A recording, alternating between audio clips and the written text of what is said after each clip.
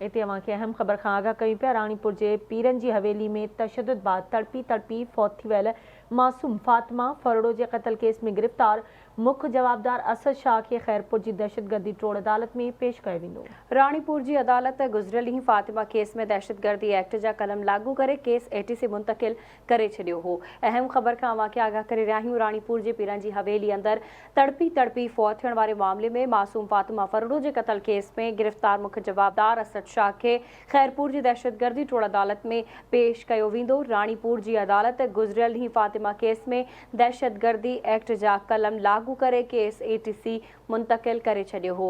अहम ख़बर आहे अवां सां शेयर करे रहिया आहियूं। राणीपुर जी हवेलीअ में मासूम नींगरी फातिमा फरड़ो जे फौत थियण वारो मामलो जंहिंमें मुख्य जवाबदार असद शाह खे खैरपुर जी दहशतगर्दी ट्रोड़ अदालत में पेश कयो वियो आहे।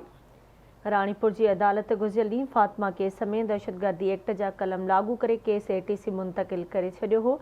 अहम ख़बर खां अवांखे आगाह कयूं पिया। राणीपुर जे पीरन जी हवेली में तशद्दुद बाद तड़पी फौत थी वियल मासूम फातिमा फरड़ो जे क़त्ल केस में गिरफ़्तार मुख्य जवाबदार असद शाह खे खैरपुर जी दहशतगर्दी ट्रोड़ अदालत में पेश कयो वेंदो, जॾहिं त राणीपुर जी अदालत गुज़िरियल ॾींहुं फातिमा केस में दहशतगर्दी एक्ट जा कलम लागू करे केस एटीसी मुंतकिल करे छॾियो हुयो।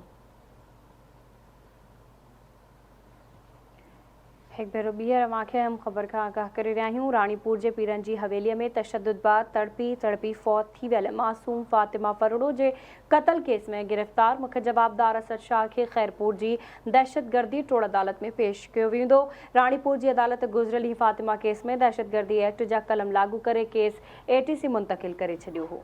राणीपुर जे पीरन जी हवेली में तशद्दुद बाद तड़पी फौत थी वियल मासूम फातिमा फरड़ो जे क़त्ल केस में गिरफ़्तार मुख्य जवाबदार असद शाह खे खैरपुर जी दहशतगर्दी ट्रोड़ अदालत में पेश कयो वेंदो।